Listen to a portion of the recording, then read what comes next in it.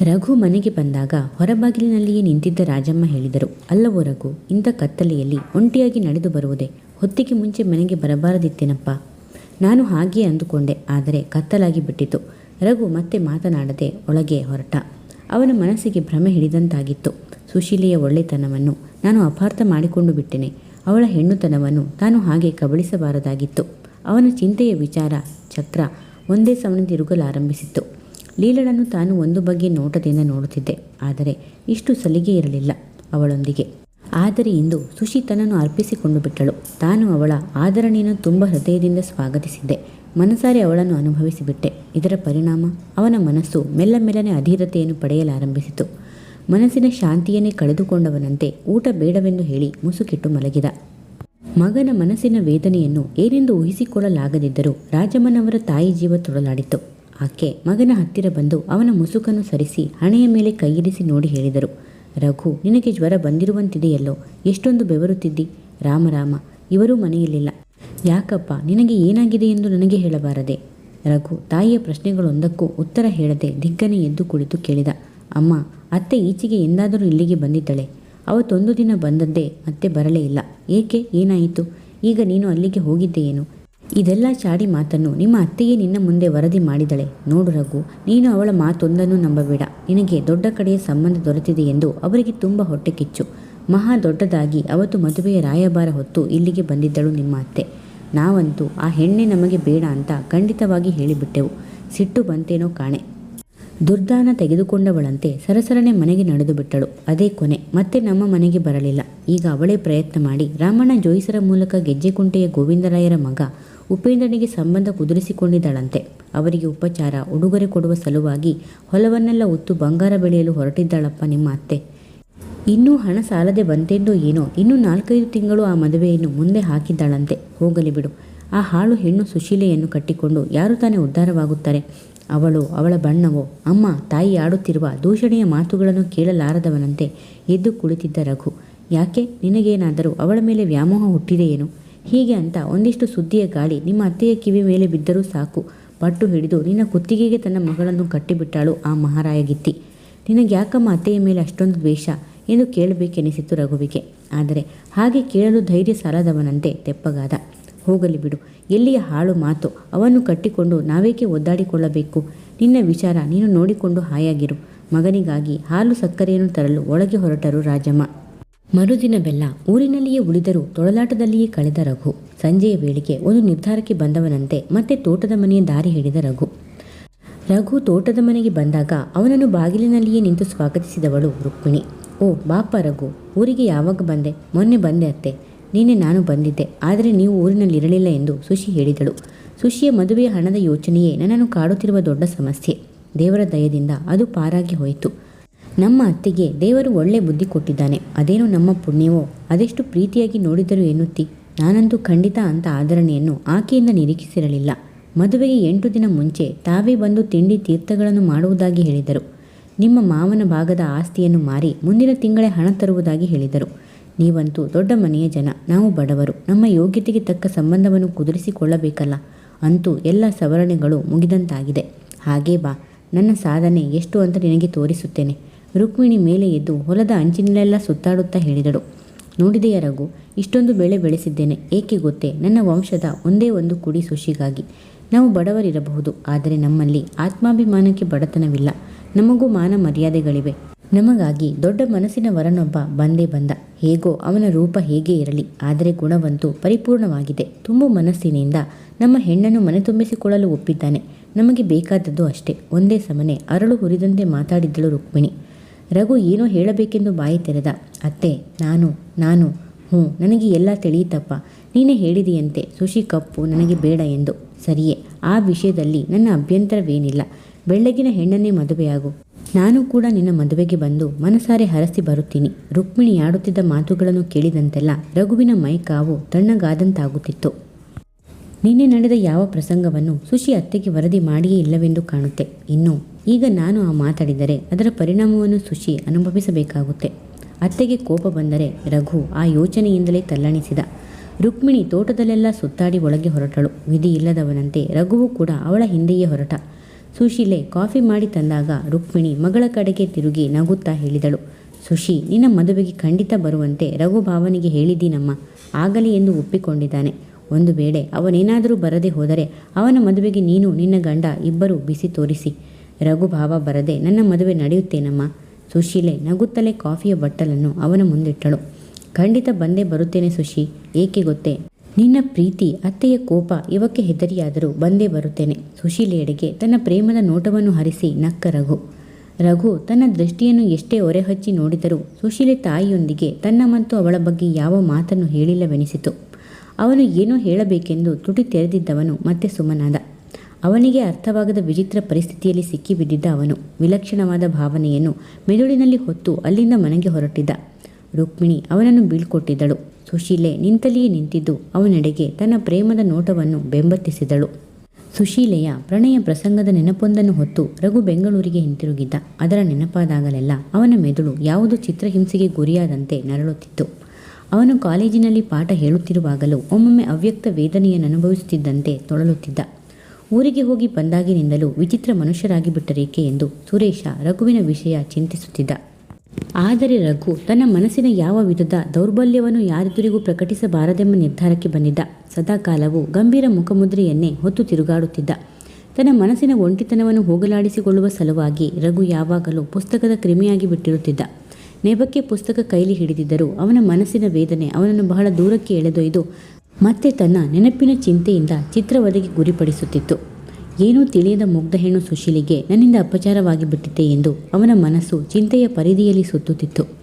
ಸದಾಕಾಲವೂ ಅದರಿಂದ ಬಿಡಿಸಿಕೊಂಡು ದೂರ ಸಿಡಿದು ಬೀಳುವ ಯೋಚನೆ ಅವನದಾಗಿರುತ್ತಿತ್ತು. ಸುಶೀಲೆ ರಘುವಿನ ನೆನಪಿನ ಸವಿಯಲ್ಲಿಯೇ ದಿನ ಗಳೆಯುತ್ತಿದ್ದಳು. ಆದರೆ ರುಕ್ಮಿಣಿ ಮದುವೆಯನ್ನು ವೈಭವವಾಗಿ ನಡೆಸಿ ಹೆಣ್ಣು ಹೆಂಗಸಾದರೂ ಮಗಳ ಮದುವೆಯನ್ನು ಅದ್ದೂರಿಯಾಗಿ ಮಾಡಿದಳು.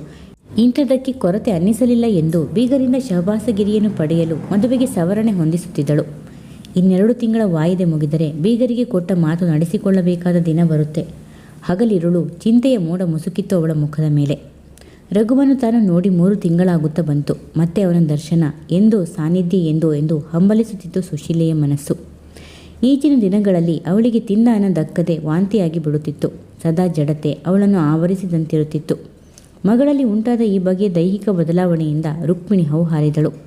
1-2 ದಿನ ಉಷ್ಣ, ಪಿತ್ತ, ವಾತ ಎಂದು ತನಗೆ ತಿಳಿದಿದ್ದ ಚೂರುಪಾರು ವೈದ್ಯಕೀಯ ಪ್ರಯೋಗ ನಡೆಸಿ ನೋಡಿದಳು. ಏನಾದರೂ ಸುಶೀಲೆಯ ರೋಗ ಹತೋಟಿಗೆ ಬರಲೇ ಇಲ್ಲ.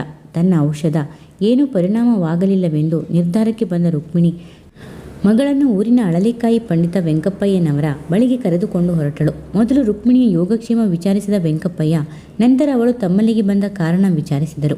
ಏನಿಲ್ಲ ಪಂಡಿತರೆ, ನಮ್ಮ ಸುಶೀಲಿಗೆ ಮದುವೆ ಗೊತ್ತಾಗಿರುವುದು ನಿಮಗೂ ತಿಳಿದಿರಬಹುದು. ಆದರೆ ಅವಳಿಗೆ ಈಚೆಗೆ ಏಕೋ ಆರೋಗ್ಯವೇ ಚೆನ್ನಾಗಿಲ್ಲ.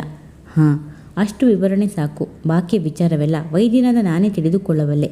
ಎಲ್ಲಿ ಕೈಕೊಡು ಸುಶೀಲಮ್ಮ ಎನ್ನುತ್ತಾ ಸುಶೀಲಿಯ ಕೈಯನ್ನು ಪರೀಕ್ಷಿಸಿದರು ವೆಂಕಪ್ಪಯ್ಯ.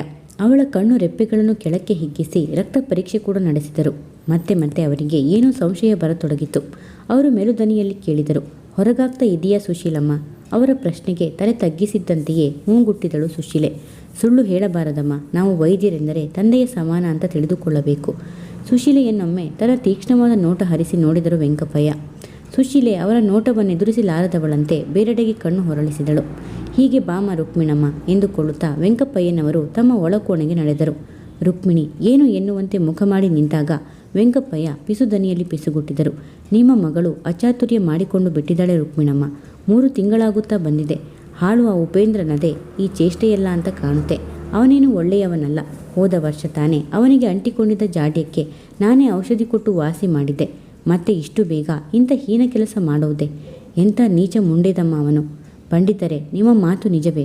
ಬರ ಸಿಡಿಲು ಬಡಿದ ಅನುಭವವಾಗಿತ್ತು ರುಕ್ಮಿಣಿಗೆ. ಸುಳ್ಳು ಹೇಳಿ ನನಗೆ ಆಗಬೇಕಾದ್ದೇನಿದೆ ರುಕ್ಮಿಣಮ್ಮ? ಲಕ್ಷಣವಾಗಿ ಗರ್ಭನಾಡಿ ಆಡುತ್ತಿದೆಯಲ್ಲ, ನಾನೇನು ಸುಳ್ಳು ಹೇಳುತ್ತೇನೆಯೇ? ಕೋಪದಿಂದ ಕನಲಿ ಹೇಳಿದರು ವೆಂಕಪ್ಪಯ್ಯ. ನೀವು ಸುಳ್ಳು ಹೇಳುವವರಲ್ಲ ವೆಂಕಪ್ಪಯ್ಯನವರೇ. ನಾನು ಮುಳುಗಿ ಹೋದೆನಲ್ಲ, ಅದೇ ನನ್ನ ಚಿಂತೆ. ಈ ಮಾತನ್ನು ಯಾರು ನಂಬುತ್ತಾರೆ? ಎಷ್ಟೋ ಕಷ್ಟಪಟ್ಟು ಈ ಮದುವೆಯನ್ನು ಕುದುರಿಸಿದೆವು. ಇದೆಂಥ ಸಿಡಿಲು ಬಡಿಯಿತು ನಮ್ಮ ಸಂಸಾರಕ್ಕೆ. ಇನ್ನು ನಾನು ಜನರೆದುರು ಹೇಗೆ ಮುಖ ಹೊತ್ತು ಬಾಳಲಿ? ನೋಡಮ್ಮ, ನಿನ್ನನ್ನು ಕಂಡರೆ ನನಗೆ ತುಂಬ ಕನಿಕರವಾಗುತ್ತಿದೆ. ನನ್ನ ಕೈಲಾದ ಸಹಾಯ ಮಾಡಲು ಸಿದ್ಧ.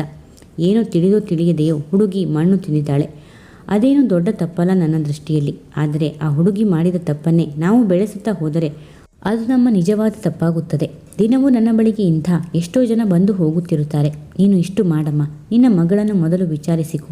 ಅವಳನ್ನು ಅಡ್ಡ ದಾರಿಗೆಳೆದ ಬಡವ ಯಾರು ಅಂತ ವಿಚಾರಿಸಿಕೊಂಡು ವಿಷಯವನ್ನು ಖಚಿತಪಡಿಸಿಕೊಂಡ ಮೇಲೆ ನನ್ನ ಹತ್ತಿರ ಬಾಮ್ಮ. ಈ ಸಮಸ್ಯೆಯಿಂದ ನೀವು ಕುದುರಿಸಿರುವ ಮದುವೆಗೆ ತೊಂದರೆಯಾಗುವಂತಿದ್ದರೆ ನಾನು ಖಂಡಿತವಾಗಿ ನಿಮಗೆ ತೊಂದರೆಯಾಗದ ಹಾಗೆ ಸುಶೀಲಳಿಗೆ ಮದ್ದು ಕುಡಿಸಿಬಿಡುತ್ತೇನೆ.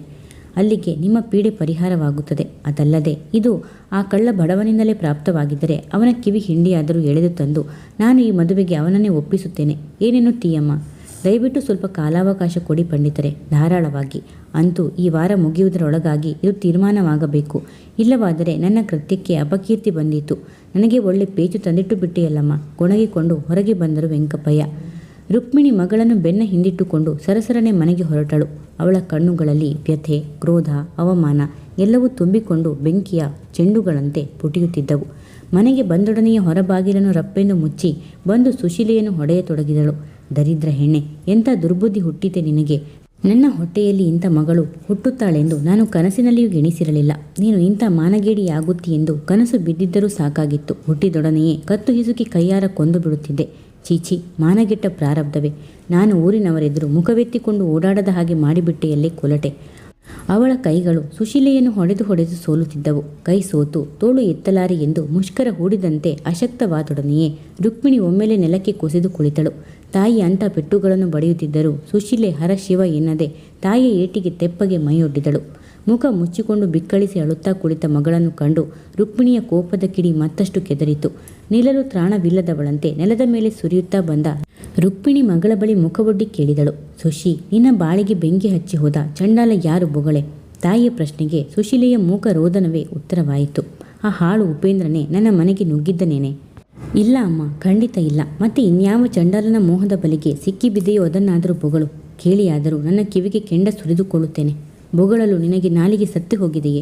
ಹೆಸರೇ ಇಲ್ಲದ ಪುಂಡು ಪೋಕರಗಳಿಗೆ ತೃಪ್ತಿ ಕೊಡುವ ನಾಯಿಯಾಗಿ ಬಿಟ್ಟೆಯಾ? ರುಕ್ಮಿಣಿ ಆವೇಶ ಬಂದವಳಂತೆ ಅರಚುತ್ತಾ ಕೇಳಿದಳು. ಆಗ ಮಾತ್ರ ಸುಶೀಲೆಯ ಕಣ್ಣಾಲೆಗಳು ಭಯದಿಂದ ಅತ್ತಿತ್ತ ಚಲಿಸಿದವು. ಅಮ್ಮ, ದಯವಿಟ್ಟು ಹಾಗೆಲ್ಲ ಹೇಳಬೇಡಮ್ಮ.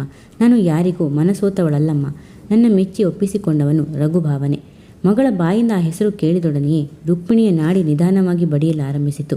ಸುಶಿ, ಆ ಪಾಪಿಷ್ಟ ನಮ್ಮನ್ನು ಹೀಗೂ ಒಂದು ವಂಚಿಸಿ ಹೋದನೇನೆ? ಇದು ನಿಜವೇನೆ? ನಿನ್ನ ಮಾತನ್ನು ನಾನು ನಂಬಲೇನೆ? ನಾನು ಸುಳ್ಳು ಹೇಳುತ್ತಿಲ್ಲಮ್ಮ. ನೀನು ಬಸವನಹಳ್ಳಿಗೆ ಹೋದ ಮರುದಿನವೇ ರಘುಭಾವ ಸಂಜೆ ಬಂದಿದ್ದ. ಲಿಂಗಮ್ಮ ಮನೆಯಲ್ಲಿರಲಿಲ್ಲ, ಸಂತೆಗೆ ಹೋಗಿದ್ದಳು. ನಾನು ಅಡಿಗೆ ಮಾಡಿ ಊಟ ಬಡಿಸಿದೆ. ಮುಂದೆ ದೊಡ್ಡ ಊಟವನ್ನೇ ಉಂಡು ಹೋದ ಅನ್ನು. ಸುಶಿ, ನೀನೇನೋ ನಿಜವನ್ನೇ ಹೇಳುತ್ತಿ ಕಣೆ. ಆದರೆ ನಮ್ಮ ಮಾತಿನ ನಿಜವನ್ನು ಯಾರು ನಂಬುತ್ತಾರೆ?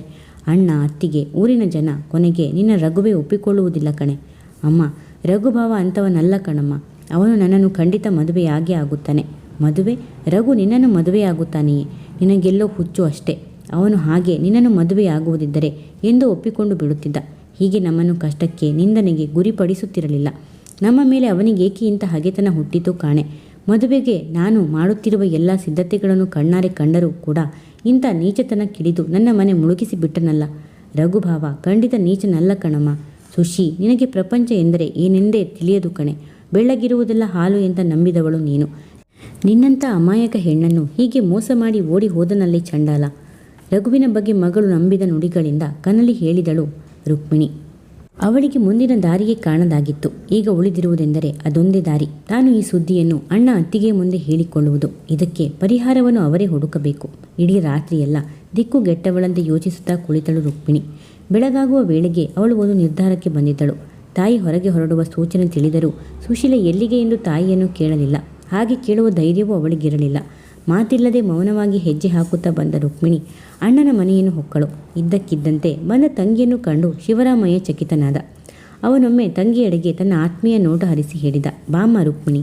ರುಕ್ಮಿಣಿ ಆ ಸಮಯದಲ್ಲಿ ಯಾರ ಆಹ್ವಾನಕ್ಕಾಗಿಯೂ ಕಾಯುತ್ತಾ ನಿಲ್ಲುವ ಸ್ಥಿತಿಯಲ್ಲಿರಲಿಲ್ಲ. ನೇರವಾಗಿ ಒಳಗೆ ನಡೆದು ಅಡಿಗೆಯ ಮನೆಯಲ್ಲಿ ಕುಕ್ಕರಿಸಿದವಳಂತೆ ಕುಳಿತಳು. ಅಡುಗೆಗೆ ಖಾರ ತಿರುವುತ್ತಿದ್ದ ರಾಜಮ್ಮ ಒಮ್ಮೆಲೆ ಹೀಗೆ ಬಂದು ಕುಳಿತ ನಾದಿನಿಯನ್ನು ಕಂಡು ಅವಕ್ಕಾದರು. ಏನಮ್ಮ ರುಕ್ಮಿಣಿ, ಎಲ್ಲ ಸೌಖ್ಯವೇ? ಬಲವಂತವಾಗಿ ಮಾತುಗಳನ್ನು ಬಾಯಿಗೆ ತಂದುಕೊಂಡವರಂತೆ ಕೇಳಿದಳಾಕೆ. ನಮ್ಮ ಸೌಖ್ಯವನ್ನು ಹೇಳಿಕೊಳ್ಳಲಿಕ್ಕೆ ಬಂದೆ ಅತ್ತಿಗೆ. ರುಕ್ಮಿಣಿ ಆಡುತ್ತಿದ್ದ ಮಾತುಗಳನ್ನು ಕೇಳಿದಂತೆಲ್ಲ ರಾಜಮ್ಮನಿಗೆ ಅವಳ ಮಾತುಗಳೆಲ್ಲ ಅಸಂಬದ್ಧವಾಗಿರುವಂತೆನಿಸಿತು. ಆದರೂ ಸಮಾಧಾನವಾಗಿ ಕೇಳಿದರು ಆಕೆ. ಸುಶೀಲೆಯ ಮದುವೆ ನಿಶ್ಚಯವಾಗಿದೆಯಂತೆ. ಒಳ್ಳೆಯ ವರನೇ ಸಿಕ್ಕಿದ್ದಾನಂತೆ. ಎಲ್ಲ ಸುದ್ದಿ ತಿಳಿಯಿತು. ಈಗೇನಾದರೂ ಇದ್ದಕ್ಕಿದ್ದಂತೆ ಮದುವೆ ನಿಂತು ಹೋಯಿತೆ. ಎಂದು ಕೇಳುತ್ತೀರಿ ತಾನೆ? ಖಂಡಿತ ನಿಜ. ಮದುವೆಯೊಂದೇ ಅಲ್ಲ, ನಮ್ಮ ಜೀವನಾಡಿಯೇ ನಿಂತು ಹೋಗುವ ಹೊತ್ತು ಬಂದು ಬಿಟ್ಟಿದೆ. ಅಯ್ಯೋ ಚಂಡಾಲರ, ಯಾರಮ್ಮ ನಿನ್ನ ಮಗಳ ಮದುವೆಗೆ ಕಲ್ಲು ಬಡಿದ ಪಾಪಿಷ್ಟರು? ಇಷ್ಟು ದಿನವೂ ನಾನು ಯಾರನ್ನು ಒಳ್ಳೆಯವರೆಂದುಕೊಂಡಿದ್ದೇನೋ ಅವರೇ ಇಂಥ ಕಲ್ಲು ಬಡಿದಿದ್ದಾರೆ. ನಿನ್ನ ಮಾತು ಒಳ್ಳೆ ಒಗಟಿನಂತಿದೆ. ಇಷ್ಟಕ್ಕೂ ಈ ಮದುವೆಗೆ ಕಲ್ಲು ಬಡಿದವರು ನಾವಂತೂ ಅಲ್ಲ. ಅದಕ್ಕೆ ಯಾರ ಸಂಬಂಧವೋ ಆ ಚಂಡಾಲರನ್ನೇ ಹೋಗಿ ಹಿಡಿ. ಅದು ಬಿಟ್ಟು ನಮ್ಮ ಮನೆಗೆ ಬಂದು ನಮ್ಮ ಮುಂದೆ ಹೀಗೆಲ್ಲ ಒದರಿಕೊಂಡರೆ ಏನು ಬಂತು? ರುಕ್ಮಿಣಿಯ ಮಾತು ಕೇಳಿ ತಾಳ್ಮೆಗೆಟ್ಟವಳಂತೆ ಹೇಳಿದಳು ರಾಜಮ್ಮ. ನಾನಂತೂ ದಾರಿ ತಪ್ಪಿ ಬಂದಿಲ್ಲ, ಸರಿಯಾಗಿ ಇಲ್ಲಿಗೆ ಬಂದಿದ್ದೇನೆ. ಅಂದರೆ ಇಷ್ಟೆಲ್ಲ ಅನಾಹುತಕ್ಕೂ ರಘುವೇ ಕಾರಣ. ಅವನಿಂದಲೇ ಅವಳು ಹಾಳಾಗಿ ಬಿಟ್ಟಿದ್ದಾಳೆ. ಅವಳು ಹಾಳಾಗಿ ಒಂದಲ್ಲ ಎರಡಲ್ಲ 3 ತಿಂಗಳಾಗುತ್ತಾ ಬಂದಿದೆ ಅತ್ತಿಗೆ. ರುಕ್ಮಿಣಿ ಕೋಪಗೊಂಡು ಸೆಡವಿನಿಂದ ಹೇಳಿದಳು. ಚೆನ್ನಾಗಿದೆ ರುಕ್ಕಮ್ಮ ನಿನ್ನ ಮಾತು. ನಿನ್ನ ಮಗಳು ಯಾವನನ್ನು ಕಟ್ಟಿಕೊಂಡು ಹಾಳಾಗಿದ್ದಾಳೆ, ಅದು 3 ತಿಂಗಳ ಹಿಂದೆ. ಅದಕ್ಕೆ ಇವತ್ತು ಬಂದು ನಮ್ಮ ಮುಂದೆ ನಮ್ಮ ಮಗನನ್ನು ಬೈದು ಹೋಗಲು ಬಂದೆಯಾ? ಅತ್ತಿಗೆ, ನಿಮಗೆ ನನ್ನ ಮಾತು ಅಷ್ಟು ತೇಲಿಕೆಯಾಗಿ ಕಾಣಿಸುತ್ತಿದೆಯೇ? ಹಾಗಲ್ಲದೆ ಅದನ್ನು ಭಾರವಾಗಿ ತೆಗೆದುಕೊಂಡು ನನ್ನ ಕೊರಳಿಗೆ ಬಗೆದುಕೊಳ್ಳಲೆ. ನೀನು ಆ ಉಪೇಂದ್ರನನ್ನು ಗೊತ್ತು ಮಾಡಿಕೊಂಡು ಇಂಥ ಪಡಿಪಾಡಲು ಬೀಳುತ್ತಿರುವುದನ್ನು ಕಂಡು ನನ್ನ ಮಗ ಏನೆಂದು ಆ ಹಾಳು ಹುಡುಗಿಯನ್ನು ಆಸೆಪಟ್ಟಿದ್ದಾನೋ? ಯಾವುದೋ ಒಂದು ಕೊಂಕು ಮಾತು ತೆಗೆದು ನಿನ್ನ ಮಗಳನ್ನು ನನ್ನ ಮನೆಗೆ ದಬ್ಬುವ ಯೋಚನೆಯಂತೂ ಅಲ್ಲ ತಾನೆ? ಅತ್ತಿಗೆ, ನಾನು ಇಷ್ಟು ದೂರದವರೆಗೂ ಬಂದು ಸುಳ್ಳು ಸುದ್ದಿ ಹೊತ್ತು ತಂದಿರುವೆನೆ? ಏನೋ ಅದು ನನಗಂತೂ ಖಂಡಿತ ತಿಳಿಯದು. ಆ ಹಾಳಾದವನಿಗೆ ನಾನು ಮೊದಲಿನಿಂದ ಹೇಳುತ್ತಲೇ ಇದ್ದೆ, ಇದು ಮಹಾ ಕೆಟ್ಟ ಸಹವಾಸ, ಖಂಡಿತ ಅಲ್ಲಿಗೆ ಹೋಗಬೇಡ ಕಣೋ ಎಂದು. ಅವನಿಗೆ ನನ್ನ ಮಾತು ಪಥ್ಯವೆಲ್ಲಿರುತ್ತೆ? ಈಗ ಅರ್ಥವಾಗುತ್ತೆ. ಈಗ ಅರ್ಥವಾಗುವುದು ಬಿಡುವುದು ಮುಖ್ಯವಲ್ಲ ಅತ್ತಿಗೆ. ಈಗಾಗಿರುವ ಅನಾಹುತಕ್ಕೆ ಯಾರು ಹೊಣೆ? ಅದನ್ನು ನನ್ನ ಕೇಳಿದರೆ ನಾನೇನು ಹೇಳಲಿ ರುಕ್ಕಮ್ಮ? ಇದುವರೆಗೂ ಸುಶೀಲೆಯ ಎಲ್ಲ ಜವಾಬ್ದಾರಿಗಳಿಗೂ ನೀನೇ ಹೊಣೆಗಾರಳಾಗಿದ್ದಂತೆ ಇನ್ನು ಮುಂದಿನ ಜವಾಬ್ದಾರಿಗಳಿಗೂ ನೀನೇ ಹೊಣೆಗಾರಳಾಗಬೇಕು. ಇದರಲ್ಲಿ ದೊಡ್ಡ ಸಮಸ್ಯೆ ಏನಿದೆ? ಅದನ್ನು ತಂದು ನಮ್ಮ ಮುಂದೆ ಇಡುವುದೇನಿದೆ? ಅತ್ತಿಗೆ, ಎಷ್ಟಾದರೂ ಪಾಷಂಡಿಯ ಹಾಗೆ ಮಾತಾಡಬೇಡ. ನೀನು ಅಷ್ಟೇ ದೂರದ ಊರಿನಲ್ಲಿ ಮರ್ಯಾದೆಯಾಗಿ ಬಾಳುತ್ತಿರುವ ನನ್ನ ಮಗನ ಬಗ್ಗೆ ಅಲ್ಲಸಲ್ಲದ ದೂರು ಹೊರಿಸಬೇಡ. ಇಲ್ಲಿ ಕೇಳು ರುಕ್ಕಮ್ಮ, ನಿನ್ನ ಮಗಳಿಗೆ ಪ್ರಾಯ. ನೀನೆಷ್ಟೇ ಕಣ್ಣಲ್ಲಿ ಕಣ್ಣಿಟ್ಟು ಅವಳನ್ನು ಕಾದು ಕೂತಿದ್ದರೂ ಕದ್ದಾದರೂ ಮಣ್ಣು ತಿಂದೇ ತಿಂದಿದ್ದಾಳೆ. ಹಾಗೆಂದು ನೀನು ಕೇಳಿದ್ದಕ್ಕೂ ಏನೋ ನಮ್ಮ ರಘುವಿನ ಹೆಸರು ಹೇಳಿ ನಿನ್ನ ಕೈಯ ಏಟಿನಿಂದ ಪಾರಾಗಿದ್ದಾಳೆ. ಸುಮ್ಮನೆ ಅದೊಂದು ನೆಪ ಅಷ್ಟೇ. ಈಗ ಆ ಮಾತೆಲ್ಲ ಏಕೆ? ಈಗ ಹೇಗೂ ಆದದ್ದು ಆಗಿ ಹೋಗಿದೆ. ಸುಮ್ಮನೆ ಇದೇ ಸುದ್ದಿಯನ್ನು ರಂಪಾಟ ಮಾಡಿ ಹಾದಿರಂಪು ಬೀದಿರಂಪು ಮಾಡುವುದರ ಬದಲು ಗುಟ್ಟಾಗಿ ವೆಂಕಪ್ಪಯ್ಯನವರ ಹತ್ತಿರ ಹೋಗು. ಆತ ಇಂಥ ವಿಚಾರಗಳಲ್ಲಿ ಅನುಭವಿ, ಒಳ್ಳೆಯ ವೈದ್ಯ ತಿಳಿದವರು ಕೂಡ ಅಂತ ಕೇಳಿದ್ದೇನೆ. ಹೇಗೋ ಪಾರು ಮಾಡಿಬಿಡುತ್ತಾರೆ. ಮುಂದೆ ಅವಳ ಮದುವೆಯನ್ನು ಸರಾಗವಾಗಿ ನಡೆಸಿಬಿಡು. ಅತ್ತಿಗೆ, ನಿಮ್ಮ ಬಾಯಿಂದ ಈ ಮಾತು ಬಂತೆ? ರುಕ್ಮಿಣಿ ತಲೆ ಗಟ್ಟಿಸಿಕೊಂಡು ಅತ್ತಳು. ಅದುವರೆಗೆ ಸುಮ್ಮನೆ ನಿಂತಿದ್ದ ಶಿವರಾಮಯ್ಯ ಈಗ ತಂಗಿಯ ಹತ್ತಿರ ಬಂದು ಹೇಳಿದ. ರುಕ್ಮಿಣಿ, ಎಂಥ ದಿಕ್ಕುಗಾಣದ ಪರಿಸ್ಥಿತಿ ಬಂದು ಬಿಟ್ಟಿತಮ್ಮ. ಇಷ್ಟಕ್ಕೂ ಇದನ್ನೆಲ್ಲ ನಿಜ ಎಂದು ಒಪ್ಪುತ್ತೀಯಮ್ಮ? ಹೌದಣ್ಣ, ಸುಳ್ಳು, ಎಲ್ಲವೂ ಸುಳ್ಳು. ನಾವು ಬಡವರಾಗಿ ಹುಟ್ಟಿದ್ದೇ ಸುಳ್ಳು ಹೊರುವುದಕ್ಕೆ. ಅಷ್ಟಲ್ಲದೆ ನಾನು ಏನು ತಾನೇ ಹೇಳಲಿ? ರುಕ್ಮಿಣಿ ಸ್ವಲ್ಪ ಹೊತ್ತು ಕೂಡ ಅಲ್ಲಿ ಕುಳಿತಿರಲಾರದವಳಂತೆ ಮನೆಗೆ ಓಡಿ ಬಂದಳು. ಮನೆಗೆ ಹೆಜ್ಜೆ ಇಟ್ಟಾಗ ಸುಶೀಲೆ ಮೌನವಾಗಿ ಕುಳಿತಿದ್ದಳು. ಅವಳ ಕೆನ್ನೆಗಳು ಕಂಬನಿಯ ಕರೆಗಟ್ಟಿದ್ದವು.